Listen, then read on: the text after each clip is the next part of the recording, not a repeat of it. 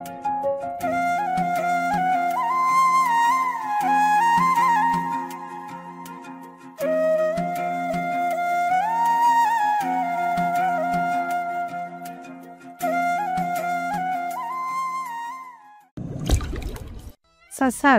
Sorry, আমি বুঝতে পারিনি।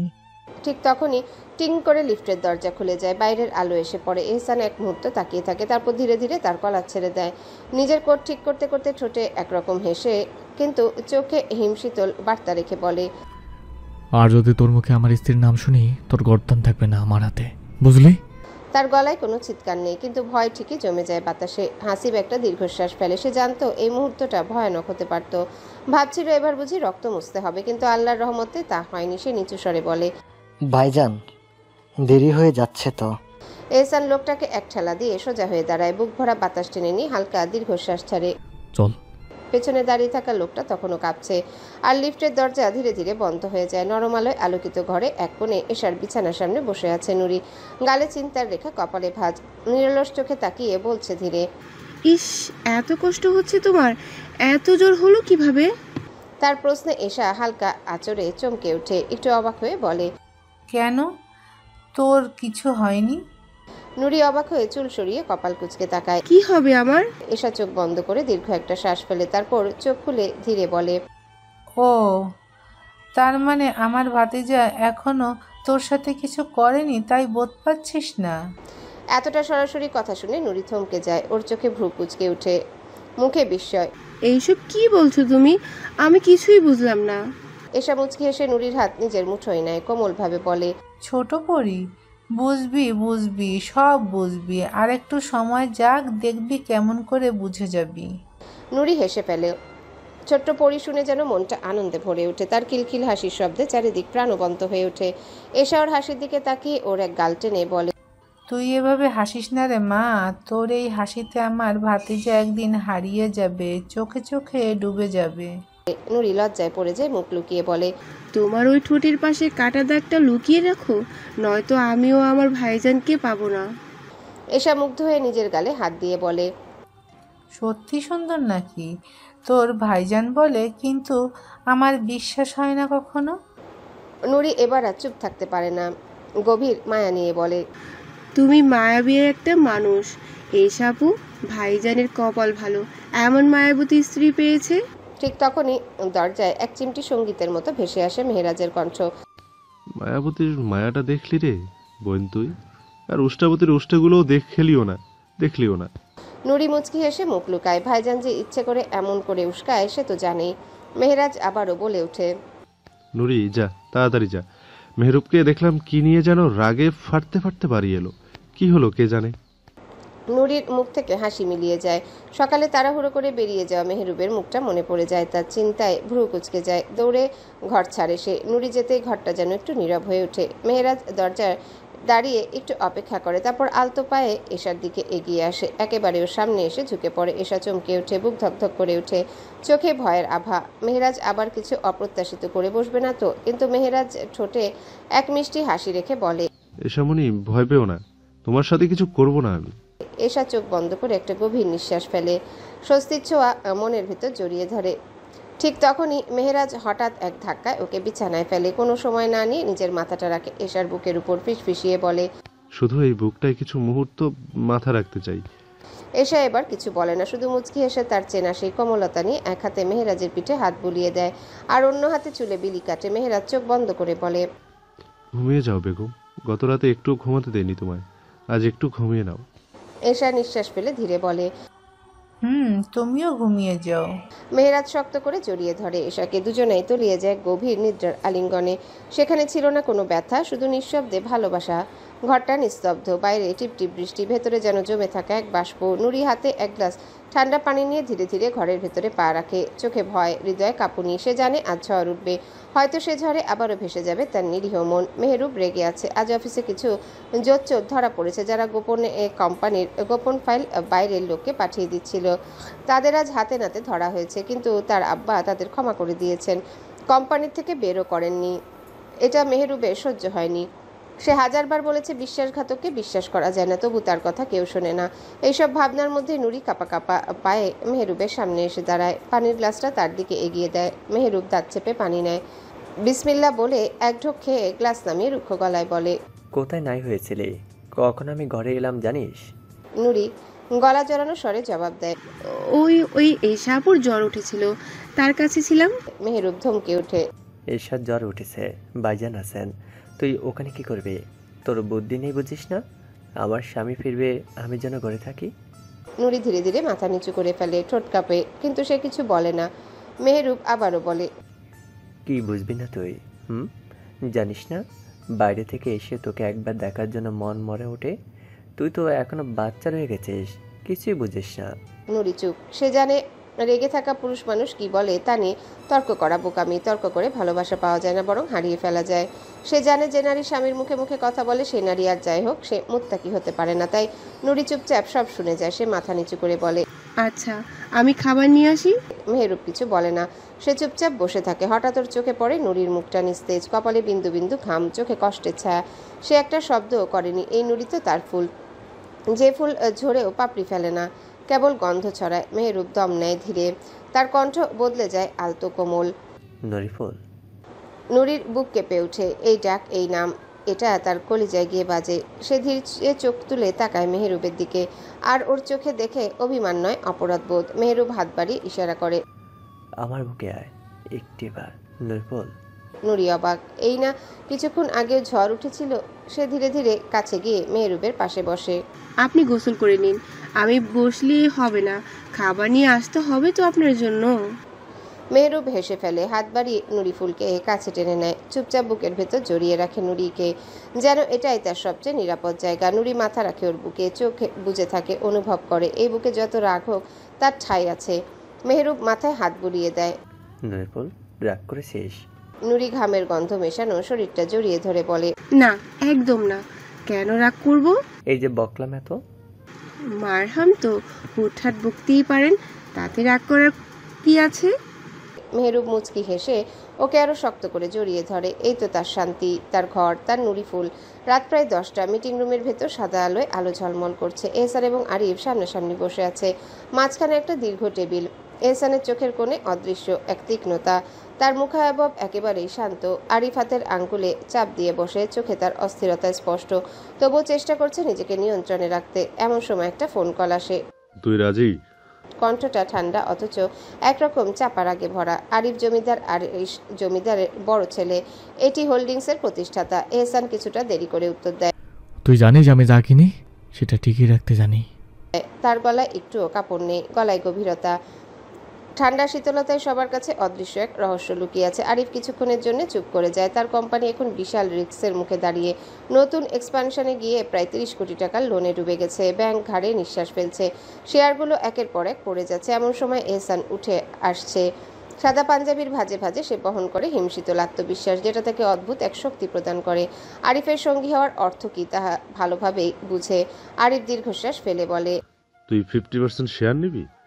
এহসান ওর দিকে তাকিয়ে বলে, হ্যাঁ, পুরো হিসেব নিকেশ করা হয়েছে। তোর কোম্পানির বর্তমান ভ্যালু 60 কোটি, আমি 30 কোটি দিয়ে অর্ধেক মালিকানা নেব। আরিফ দাঁতে দাঁত চেপে বসে থাকে। মনের মধ্যে আকাশ বাতাস ছেকে ধরে চাপ। তার অস্থিরতা, ভীতি, গ্লানি সব যেন একসাথে তাকে গ্রাস করে। মানে আমার পিতার গড়া সাম্রাজ্যে তুই আসতে চাস? এহসান একটু পেছনে হেলে বসে। এহসান হেসে বলে, তোর পিতা সাম্রাজ্য করেছে ঠিক, কিন্তু সাম্রাজ্য টিকিয়ে রাখার খেলা আলাদা। তুই পারিস না, তা আমি পারি। সাম্রাজ্যের অধিকার হওয়া যেমন মুখের কথা নয়, তেমন তা টিকিয়ে রাখাও মুখের কথা নয়। আরিফের চোখে বিরক্তি জমে। এহসান অবশ্য জানে তার প্রতিটা শব্দ চিহ্নিত হতে থাকবে। এটা কেবল এক হিসেবের খেলা নয়, বরং একটি অপরিহার্য অস্তিত্বের সংকেত। আরিফ বুঝে গেছে এহসান কেবল টাকা দিতে আসেনি, সে এসেছে রাজত্বের অর্ধেক ছিনিয়ে নিতে। কিন্তু আশ্চর্য, কেন যেন তার মনে হচ্ছে এই ছেলেটা, এই ভয়ঙ্কর ঠান্ডা মুখটা তার পাশে থাকলে সাম্রাজ্য টিকবে, এমনকি হয়তো বড় হবে। চুপচাপ বলল, তুই শুধু টাকা দিবি না সিদ্ধান্তেও থাকবি? এহসান হেসে উঠল একবার, ঠান্ডা একটা হাসির মধ্যে এক ধরনের নির্লিপ্ততা, যেন তার মনুষ্যত্বটাই যেন এক ধরনের রহস্য হয়ে উঠেছে। যেখানে আমার টাকা সেখানে আমারও চোখ থাকবে, আর রাজস্ব ভাগ হলে সিংহাসনে বসে থাকাটাও ভাগ হয়, তাই না? আরিফ কিছুটা চুপ হয়ে যায়, চোখে এক ধরনের অজানা আশঙ্কা। এহসান তার দিকে তাকায়, যেন সে জানে আরিফের কাছে কোনো উত্তর নেই। যতটা ভয়ঙ্কর সে, ততটাই একে অপরকে চেনার জন্য তৈরি। এহসান শ্বাস ফেলে, আরিফকে বোঝায়। তুই যতটা ভয় পাস আমি ততটাই জানি। আরিফ দীর্ঘশ্বাস ফেলে বলে, আমার কোনো ক্ষতি হবে না তো? এহসান মুচকি হেসে বলে, আমি এহসান রক্তের খেলা যেমন খেলতে পারি, তেমন বাজারের খেলাও ভালো মতো খেলতে পারি। আরিফ দীর্ঘশ্বাস ফেলে বলে, আচ্ছা ঠিক আছে, তাহলে আমরা এখন থেকে এক সাম্রাজ্যের দুই মালিক। এহসান শুধু মুচকি হাসে। তার পরিকল্পনা তো আরো দূর আর বিভৎস। এহসান জানে এটা কেবল শুরু। যতটুকু গুণগ্রাহী হয়ে উঠবে, ততটুকু এশিয়ার ব্যবসার ইতিহাস বদলে যাবে। ব্যালকনির কোণে রাখা বড় হাতাওয়ালা আরামদায়ক সোফাটিতে আধা শোয়া হয়ে বই পড়ছে নুরি। রাতের খাবার খেয়ে অজু সেরে আরাম পেয়ে গিয়েছে শরীরটা। একটা সাদা চাদর গায়ে টেনে মাথায় এলিয়ে দেয় সোফার হাতায়। বাতাসে চুলগুলো একটু এলোমেলো হয়ে উঠছিল। চোখে মুখে প্রশান্তি আর বইয়ের পাতায় ডুবে থাকা এক নীরব ভালো লাগা। ঠিক তখনই ব্যালকনির ভিতর পা রাখে মেহেরুব। চোখ পড়ে নুরির শান্ত অবয়ব। এমনভাবে আধা শোয়া যেন বইয়ের পাতার ভেতরে হারিয়ে গেছে। মেহেরুব ধীরে ধীরে এগিয়ে আসে নুরির সামনে। নুরি প্রথমে খেয়াল করেনি, তারপর মুখ তুলে তাকাতেই চোখে চোখ পড়ে। মেহেরুব মুচকি হেসে বলে ওঠে, নরিফুল, তোর বুকে একটু মাথা রাখি। প্রশ্নটা এমন হঠাৎ, এত গভীর আদরে মোড়া যে লাজে পড়ে যায় নুরি। কিছু না বলে মাথা নিচু করে ফিসফিসিয়ে বলে, আচ্ছা। মেহেরুব ধীরে ধীরে উঠে আসে সোফায়, আলতো করে মাথা রাখে নুরির বুকের উপর। দুই হাত দিয়ে শক্ত করে জড়িয়ে ধরে ওকে। নুরি চোখ বুজে ফেলে, বুক ধকধক করে উঠে, যেন শ্বাসটাও আটকে আসছে। এক হাতে বইটা টেবিলের উপর রেখে দেয় সে। তারপর ধীরে ধীরে হাত বাড়িয়ে মেহেরুবের চুলে বিলি দিতে থাকে। মেহেরুব নিচু গলায় প্রশ্ন করে, নরিফুল, দেবী আমার স্বামীর অধিকার? প্রশ্নটা শুনে বুকে ধরাস করে উঠে নুরির ভ্রু কুচকে তাকায় না, বরং চোখ বুজে ফিসফিসিয়ে বলে, সে তো পেয়েছেনি, আর কি দিব? দিলাম তো। মেহেরুব মুখ তুলে ওর থুতনিতে আলতো একটা চুমু দিয়ে বলে, আমি আরও চাই। নুরি বুঝে ফেলে ও কি চাইছে। কিছু বলার ভাষা খুঁজে পায় না। লজ্জায় চোখ বন্ধ করে রাখে। বুকের ভেতরটা কেমন করে উঠে তার। মেহেরুব নুরির লজ্জার হাসি দেখে খিলখিলিয়ে হেসে ফেলে। মিসওয়াক দিয়ে উজু করেছিস? নুরি চোখ না খুলেই বলে, মেহেরুব ধীরে ধীরে নুরির গলায় মুখ রেখে দেয়। স্পর্শে কেঁপে ওঠে নুরি। চটফট করে উঠে বলে, এইগুলো এইখানে না, ঘরে চলুন, এইটা ব্যালকনি। মেহেরুব এক চোখে তাকিয়ে বলে, তোর চারদিকে পদ্মা ঘেরা, মাঝখানে আমি আর তুই, মাথার উপর শুধু আকাশ, এতে সমস্যা কোথায়? নুরি মুখ লুকিয়ে বলে, আপনার লজ্জা করে না এইসব বলতে? মেহেরুব হেসে ফেলে, বউ হস তুই আমার, তোর সামনে লজ্জা পাওয়ার আর পুকুরে ডুবে মরা এক জিনিস রে। নুরি চোখ বুজে মাথা ঝাঁকায়। নুরি তাও নাড়াচাড়া করতে শুরু করে। মেহেরুব ওর কপালে পড়ে থাকা চুল সরিয়ে দিতে দিতে বলে, এত নড়িস না নরিফুল। নুরি একটু থেমে শান্ত হয়। হৃদয়ের গভীরে অনুভব করে মেহেরুবের ভালোবাসার স্পর্শ। সেই স্পর্শ ধীরে ধীরে ছুঁয়ে যায় ওর সমস্ত মুখশ্রী। সময় থেমে থাকে যেন। মেহেরুব নুরির কাঁধ থেকে ওড়নাটা সরিয়ে নিয়ে নিচু গলায় বলে, পর। নুরি আর নিজেকে আটকে রাখতে পারে না। সমস্ত লজ্জা সংকোচ ঝরে যায়। ভালোবাসা আজ দেয়াল ভেঙে বেরিয়ে আসে। চারিদিকে নিস্তব্ধতা, শুধু ভেসে আসে নুরির খিলখিল হাসির শব্দ। এই মিষ্টি পবিত্র হালাল ভালোবাসায় আকাশ যেন সজল হয়ে ওঠে। মেহনুর ব্যালকনিতে বসে আকাশের দিকে তাকিয়ে আছে নিরলসভাবে। চোখে এক অস্থিরতা। নিজের বুকের ভিতর শূন্যতা যেন গিলে খাচ্ছে। কেন জানি সব শূন্য লাগে। গলা দিয়ে খাবার নামে না। বুক ধুকপুক করে। মনে হয় দম বন্ধ হয়ে আসছে। একমাত্র কারণ এহসান আর তার পাপ। আজ সারাদিন একই ভাবনায় মাথায় ঘুরছে, এ পাপের পরিণতি কি হবে। এত ভয়ঙ্কর পাপের পরিণতি কি হতে পারে। তখনই জানায় এহসান চলে এসেছে। অভ্যাস অনুযায়ী দ্রুত পা ফেলে নিচে এসে সদর দরজা খুলে দেয়। প্রতিদিনের মতো আজও দরজার সামনে দাঁড়িয়ে এহসান। ক্লান্ত মুখে এক চিলতে হাসি ফুটে ওঠে। দরজার ফ্রেমে দাঁড়িয়ে হাত বুকে দিয়ে মেহনুরের দিকে তাকিয়ে সালাম দেয়। আসসালামু আলাইকুম। মেহনুর তাকিয়ে থেকে উত্তর দেয়, ওয়ালাইকুম আসসালাম। এহসান কিছুক্ষণ চোখ বন্ধ করে রাখে, তারপর তাকিয়ে থাকে মেহনুরের দিকে, যেন সারাদিনের তৃষ্ণা মিটিয়ে নেয় সেই দৃষ্টিতে। মেহনুর তা দেখে নিজে নিজে বলে, লুচ্চার মতো তাকিয়ে থাকে, লজ্জা শরম করে না? এহসান মুচকি হেসে বলে, লুচ্চামার কি করলাম তোমার সাথে আমি, বেয়াদম নারী? মেহনুর কড়া চোখে এহসানের দিকে তাকিয়ে অন্যদিকে চলে যেতে যেতে বলে, নাটক না করে ঘরে আসুন, খেয়ে দিয়ে মুক্তি দিন আমায়। আপনি তো আমায় বন্দি বানিয়ে রেখেছেন, তাই তো আপনার জন্য রাত ভর অপেক্ষা করতে হয় আমার। তারপর যখন ইচ্ছে আসবেন, এসে নাটক গান করবেন। এহসান হাসতে হাসতে ঘরে প্রবেশ করে, দরজা লাগিয়ে দেয়। নিজেই মনেই বলে, সাহেবের বেগম আজ রেগে আছেন, তাই সাবধানে কথা বলা দরকার। গোসল করার উদ্দেশ্যে কক্ষে প্রবেশ করে এহসান। কিছুক্ষণ পর মেহিনুর খাবার নিয়ে ঘরে প্রবেশ করে। সে জানে দুনিয়া উল্টে গেলেও এহসান নিজে নিচে গিয়ে খাবার খাবে না, তাই নিজেই খাবার নিয়ে আসে। এহসান তখন লুঙ্গি আর গেঞ্জি পরে কক্ষে বের হচ্ছিল, কারণ মনে হচ্ছিল মেহিনুর আসবে না খাবার নিয়ে, আর রেগেও আছে। সে ভেবেছিল নিজেই খেয়ে নেবে, কিন্তু তখনই দেখে মেহিনুর রেগে ফুঁসতে ফুঁসতে তার কক্ষে প্রবেশ করছে। এহসানের ঠোঁটে আলতো হাসি ফুটে ওঠে এবং বিছানায় বসে যায়। মেহিনুর খাবার নিয়ে এসে কিছু না বলে ওর মুখের সামনে ধরে দেয়। এহসান তাকিয়ে থাকে। মেহিনুর দাঁত চেপে বলে, লজ্জা করে না, বিরক্ত লাগে না আমার দিকে এমনভাবে তাকিয়ে থাকতে? এহসান মুখের খাবার গিলে বলে, তোমার বেলায় আমার লজ্জা বিরক্তি দুইটাই কোনো স্বস্তি নেই।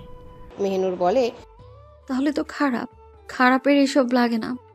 এহসান মাথা নাড়িয়ে হেসে ওঠে। সারাদিনের ক্লান্তি যেন মুছে গেছে মেহিনুরের আদরে। তারপর আলতো করে মেহিনুরের পেটে হাত বুলিয়ে বলে, কবে যে তোমার গর্বে আমার পাপ কলঙ্কের ভালোবাসার অস্তিত্ব জন্ম নেবে? মেহিনুর কঠিন কণ্ঠে বলে, আমি চাই না আমার সন্তান এই পৃথিবীতে আসুক, কোনো নিকৃষ্ট পিতার অস্তিত্ব হয়ে আসুক। আমি চাই না এটা। এহসান মেহিনুরের কোমর জড়িয়ে ধরে বলে, কিন্তু আমি চাই আমাদের ভালোবাসার অস্তিত্ব পৃথিবীতে আসুক, পাপ পবিত্র ভালোবাসা চিহ্নিত হয়ে। মেহিনুর স্তব্ধ হয়ে যায়, চোখ টলমল করতে থাকে। সেও তো চাইতো এমন একটা সুন্দর পরিবার যেখানে থাকবে এহসান, তার আপন পুরুষ, সে তাদের ভালোবাসার অস্তিত্ব। কিন্তু তার হলো কই? মেহিনুর কাঠগলায় বলে, নিকৃষ্টদের অস্তিত্ব নিকৃষ্টই হয় এহসান তালুকদার। আমি চাই না কোনো নিকৃষ্ট অস্তিত্বের জননী হতে। এহসানের বুক ধক করে ওঠে। মেহিনুরের এমন কথায় কি করে পারলে এত কষ্টদায়ক কথা বলতে? এহসান মেহিনুরকে ছেড়ে দেয়। মনটা তিক্ত হয়ে ওঠে। মেহিনুর এহসানের দিকে খাবার এগিয়ে দেয়, কিন্তু এহসান হাত দিয়ে না বলে। গলা দিয়ে নামবে না প্রিয়তমা। মেহিনুর নিজে লজ্জায় পড়ে যায়, কিন্তু কি করবে? এটা তো সত্যি এহসানকে এমন কিছু বলেছে যা তাকে খুব খারাপ লাগছে। মেহিনুর দীর্ঘশ্বাস ফেলে কক্ষে বেরিয়ে যায়। এহসান পানি খেয়ে বালিশ আর কাঁথা নিয়ে ব্যালকনিতে এসে দাঁড়ায়। চারিপাশে পর্দা টেনে নেয়, বালিশ রেখে মেঝেতে গা এলিয়ে দেয়, যেন কিছু সময় শান্তি পায়। এহসান আগে উজু করে নিয়েছে। চোখ বন্ধ করে মনে মনে বলে, পাপিষ্ঠকে ভালোবাসো বা না বাসো, তার অস্তিত্ব তোমার ভয় পেরাতে হবে প্রিয়তমা। যদি ঝলসে যাই পাপে আমি, তবে তুমি না হয় বাঁচবে, রেখে যাও আমার অস্তিত্ব নিয়ে। মেহিনুর ঘরে এসে এহসানকে না দেখে ভাবতে থাকে, হয়তো ব্যালকনিতে। দীর্ঘশ্বাস ফেলে বাথরুমে প্রবেশ করে অজু করে নেয়। অজু করে এসে দেখে এহসান এখনো ব্যালকনিতে শুয়ে আছে। মেহিনুর রেগে গা চড়িয়ে ধীর পায়ে ব্যালকনিতে এগিয়ে যায়। এহসান সেখানে শুয়ে আছে। এটা দেখে মেহিনুরের খুব রাগ হয়, কারণ সে জানে, এহসান জানে মেহিনুর তার বুকে ছাড়া ঘুমাতে পারে না, তবু এখানে ঘুমাচ্ছে। মেহিনুর এগিয়ে এসে এহসানের সামনে দাঁড়িয়ে বলে, আপনি আমার দুর্বলতা জানেন, তাই শাস্তি দিচ্ছেন। এহসান চোখ খুলে তাকিয়ে বলে, আমি কি করলাম আবার? মেহিনুর নিজের হাত মুষ্টিবদ্ধ করে দাঁত চেপে বলে, আমি কিভাবে ঘুমাবো জানেন না? আমি আপনার বুক ছাড়া শান্তি পাই না, তাহলে এখানে এসেছেন কেন? এহসান মুচকি হেসে বলে, যাকে ভালোবাসো না তার বুকে কিভাবে ঘুমাতে চাও, নির্লজ্জ নারী। মেহিনুর গলা বাড়িয়ে বলে, ঘৃণা করি আপনাকে, ঘৃণা করি, কিন্তু এই বুক শুধু আমার আর আমি আমার জায়গা কখনোই ছাড়বো না। এহসান মুচকি হেসে ওঠে মেহিনুর বেকুফ জেদ দেখে। একটানে মেহিনুরকে নিজের উপর ফেলে দেয়। মেহিনুরও ঠিকঠাক হয়ে মাথা রাখে সেই বুকেই। এহসান মেহিনুরের মাথায় হাত বুলিয়ে দেয়, এক হাতে গাল টেনে বলে, চলো একবার ঘুরে আসি তোমার আমার নিকৃষ্ট অস্তিত্বের খোঁজে। মেহিনুর এহসানের হাত ঝাড়ি মেরে সরিয়ে দিয়ে বলে, 100 হাত দূরে থাকুন, নিজের হাত, খবরদার এমন কিছু ভাববেনও না। এহসান মুচকি হেসে মেহিনুরকে বালিশে শুইয়ে দেয়। মেহিনুর কড়া চোখে তাকিয়ে বলে, ছবেন না আমায়, আপনার স্পর্শ আমার জন্য কলঙ্ক। এহসান মুচকি হেসে মেহিনুরের কানে ফিসফিসিয়ে বলে, আজ আবার তোমার সর্বাঙ্গ কলঙ্কিত হবে প্রিয়তমা। এহসান মেহিনুরের গালে নিজের গাল ছুঁয়ে দেয়। মেহিনুরের গালে বিঁধে যায় তার দাড়ি। মেহিনুর ভয়ে এবং ঘৃণায় 2 হাত দিয়ে খাবলে ধরে বেলকনিতে বিছানো কাপড়ের কার্পেট। এহসান বলে, পড়ো, হে আল্লাহ আমাদেরকে শয়তান থেকে রক্ষা করুন এবং সেই সন্তান আপনি আমাদের দান করবেন, তাকে শয়তান থেকে দূরে রাখুন। মেহিনুরও পড়ে নেয়।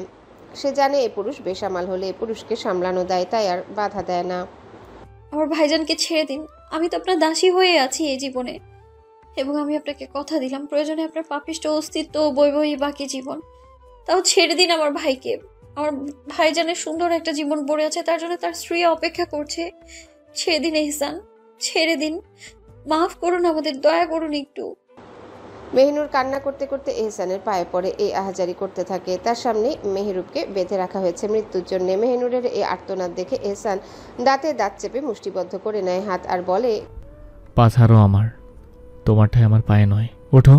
কিন্তু মেহিনুর ছাড়ে না, জড়িয়ে ধরে রাখে আর ঢোক গিলে বলে, মাফ করে দিন, দয়া করুন, আমি এমন ভুল কখনো করবো না, সত্যি করবো না। আর ইহসান দাঁত চেপে বলল, বেয়াদব নারী, বেয়াদবি করিস না, পাছার।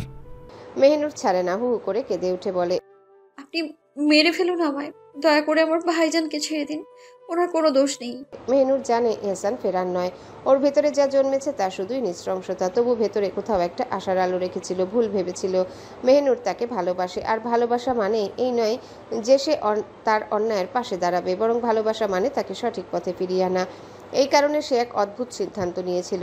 এহসানের সব অন্ধকার দিকগুলো সে বলেছে মেহেরুবকে, না মেহেরাজকে বলেনি। মেহেরাজ এশার স্বামী, যতই হোক তার এখনও কিছু দায়িত্ব থেকে যায়। কিন্তু মেহেরুব সে সাহসী বুদ্ধিমান, তাকে সে বলেছিল যেন খুঁজে বের করে কোথায় চলছে এই নরক যন্ত্রণা, যেখানে নিরীহ মানুষদের আটকে রাখা হয়, যেখানে অন্ধকার গিলে ফেলে আলো সমস্ত আশা। সেই জায়গার খোঁজে নেমে পড়েছিল মেহেরুব। মেহেরুব এসেছিল চুপি চুপি প্রমাণ জোগাড় করতে, না সে পুলিশ ডাকার পক্ষে না। আগে সে নিজে চোখে দেখে নিতে চেয়েছিল এই নরকের আসল চেহারা, কিন্তু সে জানতো না এহসান এতটা আগে থেকেই সব আঁচ করে ফেলেছে। এহসান নিজের ফোনে পেয়েছে সেই ছিচকে ষড়যন্ত্রের ছাপ, কল রেকর্ড, মেসেজ, ঠিকানা সবই তার হাতের মুঠোয়।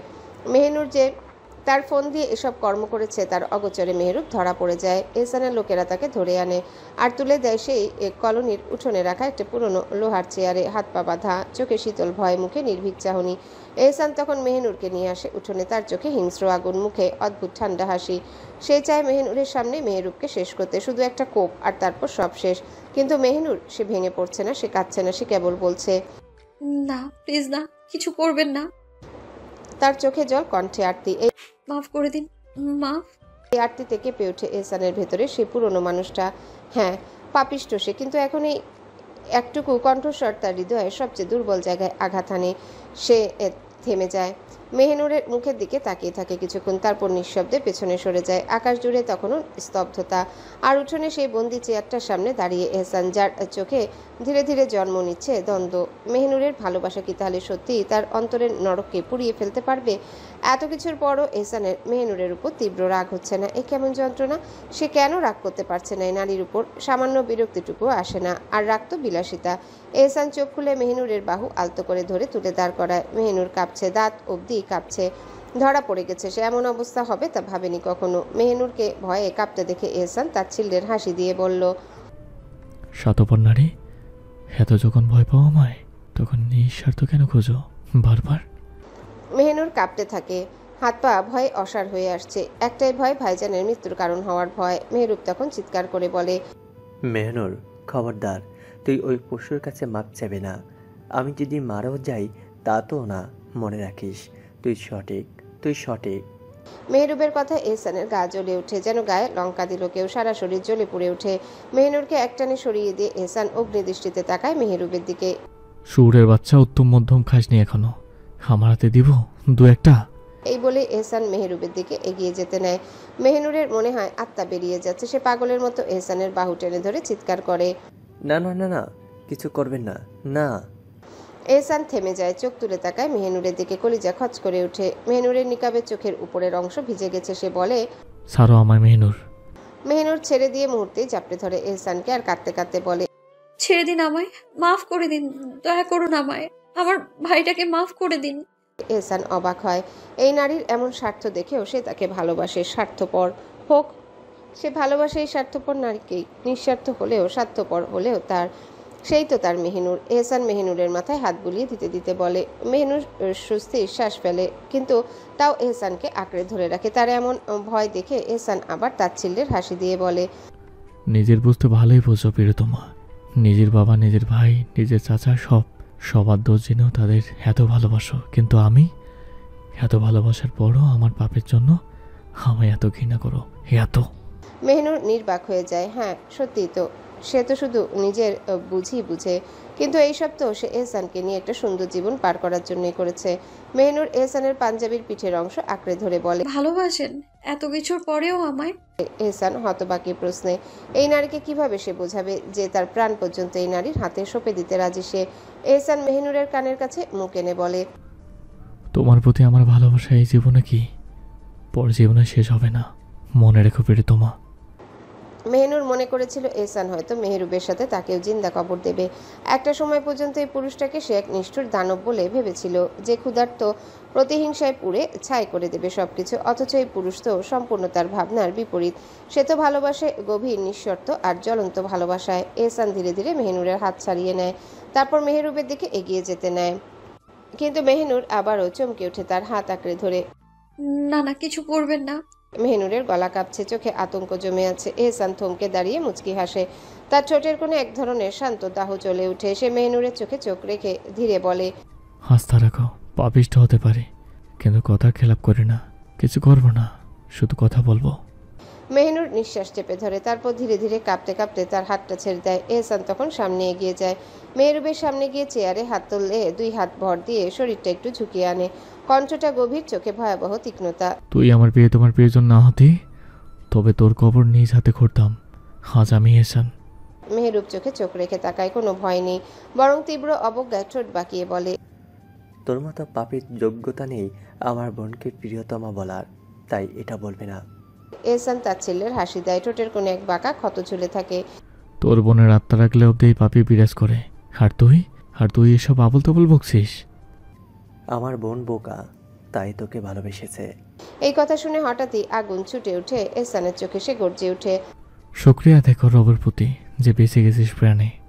কথা শেষ করে এক দৃষ্টিতে তাকিয়ে থাকে কিছুক্ষণ, তারপর পিছিয়ে আসে, চোখ নামিয়ে হুকুম দেয় তার লোকদের, এই কীটটাকে মুক্তি দিয়ে দে। সবাই হতবাক। মুহূর্তে মেহরুবের বাঁধন খুলে যায়। এহসান এবার ধীরে ধীরে ফিরে আসে মেহনুরের সামনে, তার চোখে অদ্ভুত কোমলতা, যা আগুনের ভেতর থেকে বেরিয়ে আসা কোনো শান্তির ছায়া মনে হয়। সে মেহনুরের দিকে তাকিয়ে হালকা হাসে, তারপর কোনো পূর্বাভাস ছাড়াই মেহনুরকে তুলে নেয় কোলে। মেহনুর তড়িঘড়ি করে বুকে লেপটে পড়ে। আজ সে ক্লান্ত, ভীত আর ভীষণ অপরাধবোধে পুড়ে যাচ্ছে। এহসান কানে কানে বলে, চলো আপন পাপিষ্টের রাজ্যে আবারও।